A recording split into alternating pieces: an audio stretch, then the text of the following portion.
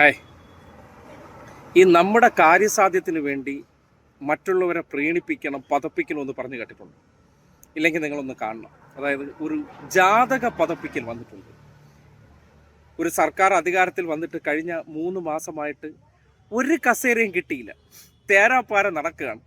അതുകൊണ്ടാണ് ഒരു ജാതക പതപ്പിക്കൽ തന്ത്രവുമായിട്ട് നമ്മുടെ BRMP ഇറങ്ങിയിരിക്കുന്നത്.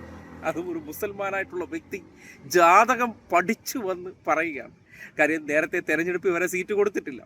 അപ്പോൾ 5 വർഷം എനിക്ക് എന്ത് ചെയ്യണം, എവിടെയെങ്കിലും ഒരിടത്ത് ഒരു കസേര കിട്ടണം, ഒരു സ്റ്റേറ്റ് കാറ് കിട്ടണമെന്നുണ്ടെങ്കിൽ ആര് കടാക്ഷിക്കണം?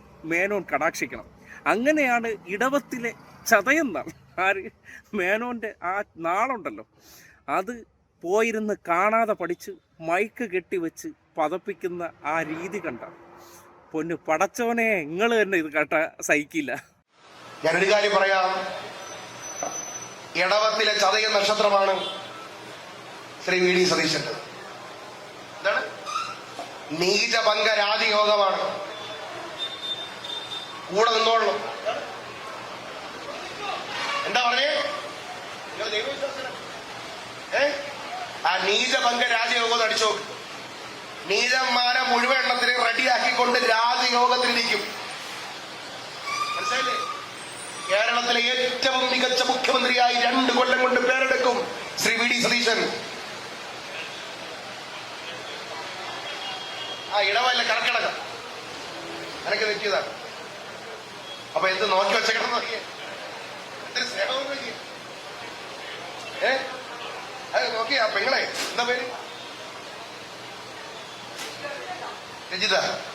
അവർ കാണാൻ നിങ്ങൾ ഒരു കാര്യം ഉറപ്പിച്ചു വെച്ചോ, കേരളത്തിലെ മുഖ്യമന്ത്രിയുടെ നാട്ടുകാരാണെന്നുള്ള അഭിമാനത്തോടെ നമുക്ക് ഓരോ തെരുവിലും നിൽക്കാൻ പറ്റുന്ന സാഹചര്യം കേരളത്തിലുണ്ടാവും.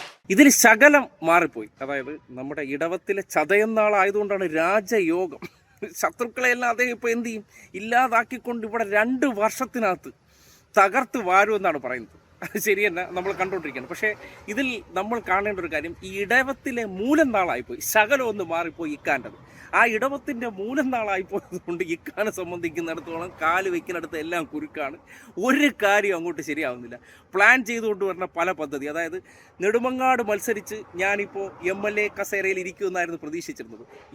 നെടുമങ്ങാട് പോയിട്ട് കസേരയും കിട്ടിയില്ല. ഇന്നലെ വന്ന സുധീർ പാലോട് അദ്ദേഹം ഇപ്പോൾ MLA ആയിട്ട് മുമ്പിൽ കൂടെ വിലസി നടക്കുകയാണ്. അതായത് മെനങ്ങാന്ന് പാർട്ടിയിൽ വന്നവൻ വരെ MLA ആയി. ഇപ്പോഴും ഇക്ക ഗതി കിട്ടാതെ അലയുമ്പോൾ സ്വാഭാവികമായിട്ട് എന്ത് ചെയ്യണം, നമ്മൾ ചിലരെയൊക്കെ പ്രീണിപ്പിക്കണം. ആ പ്രീണിപ്പിക്കാൻ വേണ്ടി എന്ത് ചെയ്യണം, തമ്പ്രാനെ പണ്ടത്തെ കാലഘട്ടത്തിൽ എന്ത് ചെയ്യണം, നമ്മൾ വാഴ്ത്തുപാട്ടുകൾ കൊണ്ട് മൂടണം. ആ പതപ്പിക്കലിൽ അദ്ദേഹം ഇങ്ങനെ രോമാഞ്ചം കൊണ്ട് നമുക്ക് എന്ത് ചെയ്യും, ഞാൻ നിന്നിൽ പ്രീതിപ്പെട്ടിരിക്കുന്നു, കൊണ്ടുപോ, നീ ഏതെങ്കിലും ഒരു സ്റ്റേറ്റ് കാർ എടുത്തോണ്ട് നീ പൊയ്ക്കോ എന്ന രീതിയിൽ ഒരു ചാവി ഇങ്ങ് കൈ കൊടുക്കണം, ആ കസേര പോയി ഇരുന്നു എന്ന് പറയണം. ഇങ്ങനെയൊക്കെ സ്വന്തം അന്തസ്സും അഭിമാനവും പണയം വെച്ച് വ്യക്തിപൂജ, പാദസേവയൊക്കെ നടത്തി രാഷ്ട്രീയ പ്രവർത്തനം നടത്തുന്ന ചില ഹീറോമാരെയാണ് നമ്മൾ കാണുന്നത്. ഇത് ഏതെങ്കിലും ഒരിടത്ത്, അതായത് ഒരു ആ വ്യക്തിയെക്കുറിച്ച് നല്ല വാക്ക് പറയുന്നതിൽ തെറ്റില്ല. പക്ഷെ ഇങ്ങനെയൊക്കെ ഒന്ന് പറയുക, സംസ്കൃതം പഠിച്ച് പറയുക എന്നൊക്കെ പറഞ്ഞാൽ അതിൻ്റെ അർത്ഥം എന്താണ്? സംസ്കൃതമൊക്കെ ആരുടെ ഫേവറേറ്റാണ്? ഏത് ടീംസിൻ്റെയാണ്? ആ ടീംസ് ഇവിടുത്തെ സവർണ നേതാക്കന്മാരൊക്കെ ഒന്ന് പ്രീതിപ്പെടണമെന്നുണ്ടെങ്കിൽ അവരുടെ ജാതകം പറയണം, അവരുടെ എത്ര കാലം അവർ ആയുരാരോഗ്യ സൗഖ്യത്തോടു കൂടി ജീവിക്കണമെന്ന് പറയണം. ഇങ്ങനെയൊക്കെ പറഞ്ഞാലേ എന്ത് ചെയ്യുള്ളൂ, ഒരു ഗുമ്മുണ്ടാവുള്ളൂ. അപ്പോൾ തമ്പ്രാൻ എന്ത് ചെയ്യും, കടാക്ഷിക്കും. തമ്പ്രാൻ കടാക്ഷിച്ച് കഴിഞ്ഞാൽ തലവര മാറിയില്ലേ. എന്തൊരു ഗതികെട്ട രാഷ്ട്രീയ പ്രവർത്തനമാണ് ഹിക്ക. അന്തസ് വേണോടോ, അന്തസ്. ഇതിനേക്കാൾ ഒരു പദവി ഇല്ലാതിരിക്കുന്നതാണ് മാന്യത. കാര്യം ഇത്രയും നാട്ടുകാർ കേൾക്കെ ഒരു ഉളുപ്പും ഇല്ലാതെ ഒരാളെ ഇങ്ങനെ പൊലിപ്പിക്കുകയാണ്. കാര്യം ഈ കഴിഞ്ഞ 3 മാസത്തിനിടയിൽ എന്താണ് വ്യക്തിയെന്ന് നാട്ടുകാർ കണ്ട് വിലയിരുത്തി കഴിഞ്ഞു. അപ്പോഴാണ് ഹിക്കയുടെ വകയായിട്ട് ഇങ്ങനെയുള്ള ഊളത്തരങ്ങൾ പറഞ്ഞുകൊണ്ട് വന്നാൽ നാട്ടുകാർ വിശ്വസിക്കും, കൈയടിക്കും എന്നൊക്കെ വിചാരിക്കണമെങ്കിൽ ഇന്നലെ ഏത് മണ്ടനെ പോലെ കണ്ടിരുന്നോ അതിനേക്കാൾ ലോ ലെവലിലേക്ക് നിങ്ങൾ പോകുന്നു എന്ന് മാത്രമേ, അതുകൊണ്ട് ഗുണമുള്ളൂ എന്ന് മാത്രമേ ഓർമ്മപ്പെടുത്താനുള്ളൂ. അതുകൊണ്ട് നമ്മുടെ നാട്ടിൽ സ്വന്തം കാര്യസാധ്യത്തിന് വേണ്ടി ഏതൊക്കെ തരത്തിലുള്ള മണിയടി, അത് ജാതക മണിയടി വരെ ഉണ്ട് എന്ന് ഹിക്ക തെളിയിച്ചിരിക്കുകയാണ്.